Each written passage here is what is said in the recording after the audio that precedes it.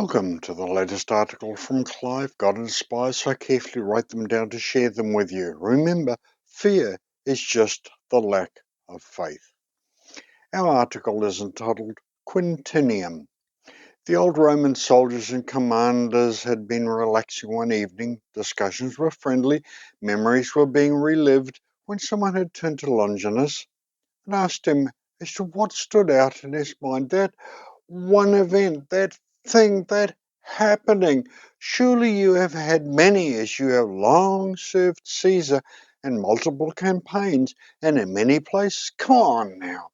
What is that event that sticks forefront in your mind?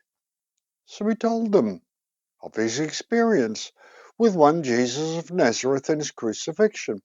He'd just finished when the door opened, and in the doorway stood the form of an older military general. He looked around the room for a moment, then lunged and exploded, "Quintinium! Is that you, my old friend? Haven't seen you in ages. Come on over here. Meet my friends. Do sit here beside me." I was just telling them of Jerusalem, Passover Friday, AD 31.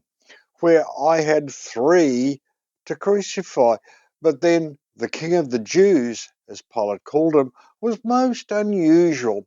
So do tell your half of the story, as you were the guard assigned to the Sanhedrin at that time.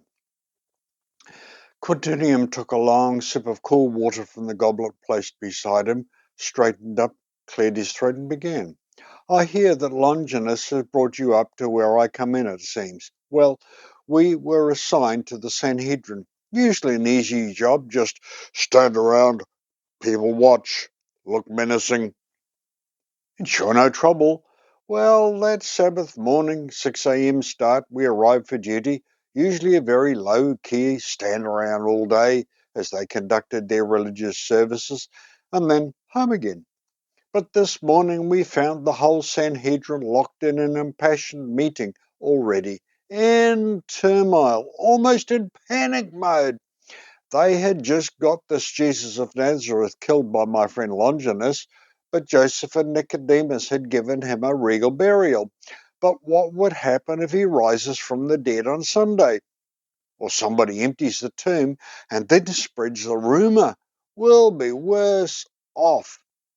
Well, as in most cases, when the Sanhedrin needed authority and power, they appealed to Pilate. So off went a group of dignitaries to see Pilate. Myself and a couple of my men went along as protection. Pilate was less than impressed when they interrupted his breakfast yet again. They blurted out their request for an armed guard for the tomb. Request denied. You have more than enough soldiers already allocated to you. Use some of them. Now, get out of my sight. Guards, show them the door and lock them out. I have had way too much of them over these past few days. So, back to the Sanhedrin, and I divided my team in half. Half stayed with the temple watch. Myself and the rest were on tomb watch. We arrived at the tomb, usual stuff, cave with a big round stone disc rolled over the doorway. So, to make life easy, we drilled through the stone disc and deeply into the rock face, then drove 4 steel rods deep into the holes, hammered them in so hard that they sang as you hit them, and especially when they reached the end of the holes and abruptly stopped dead. Then we sealed it with a Roman seal and sat down to watch a dead man.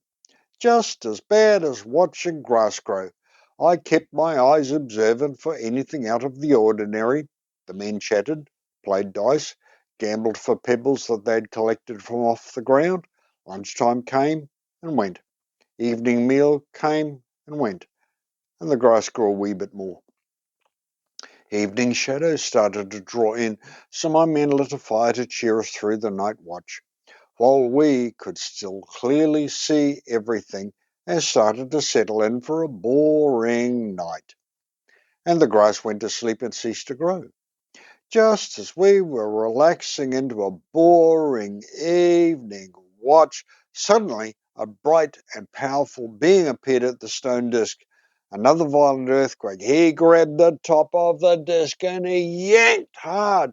It tore off from the rock face. Our 4 heavy metal rods sheared through and it landed face down on the ground some distance from the cave opening. So he just simply strode over to it and sat cross-legged on it, right there in the middle. And then he spoke, Jesus of Nazareth, your father awaits you. In a most loving and grand way. The heavenly power was so great that it knocked us all out cold. And when we came to, the grave was still open. The stone disc was where it had landed. We looked inside. Burial cloths were folded nicely, but the face covering napkin was folded and on its own beside the other burial clothes. Most unsettling, as Jewish tradition has it that when you finish your meal, you just scrunch up your napkin and drop it by your plate. But if you fold it, then please just leave things just the way they are. I'm going to come back. But where is he? And when is he going to return? And to come back here? We tentatively look around. We had to get out of there. We abandoned everything just where it fell. So then I left a watchman just out of view, just to spy and to observe, while the rest of us dashed as best we could on wobbly feet back to the Sanhedrin. They had just finished their evening meal when we burst in, staggering and shocked, and I gave my report, and all their smugness disappeared from their faces. Now they were in terror. A plan was hatched. We lied. We declared that while we slept, the disciples stole the body away. A bribe greased our palms. We sold ourselves out for a lie, which nearly cost me my life and career. Dumb move in hindsight. Any sane person knows that you see nothing while asleep. But we had spiked that door so hard that you would need to smash that stone disc to rubble to ever gain access, and a soldier sleeping on watch is an instant death sentence. But it just about ruined me. Politics saved me. We were swapped with Herod, and his team would take over our place with Pilate. Job sharing, gaining experience, spreading knowledge. The only saving grace for us was that Herod and Pilate became fast friends. That was way too close for comfort. I will never ever lie or cover over the truth and facts ever again. My spy declared no activity near the tomb until the wee hours of the morning, when a group of women arrived in the darkness with a donkey loaded down with burial wraps and embalming paste, still debating in the darkness as how to roll the stone away. But we had spiked it so well, so they were certainly in for one big shock, except the heavenly being had already ripped it away and dumped it flat on the ground. Shock, horror, empty tomb. Mary turned to her sister Martha, ashen-faced. What has happened? So while Martha and the group go back home, Mary is running. Soon a man arrives, looks in, stands up, thinks. Another man rushes up, dives right on in, and stops dead. Nothing. Grave clothes? Empty. But there is still a soft glow emanating from within the empty tomb. Shortly later, Mary arrives back panting and crying uncontrollably, grief-stricken. But then this person is standing just back from the tomb in the shadows. Mary goes over to him. She thinks that he is the gardener on early morning duty.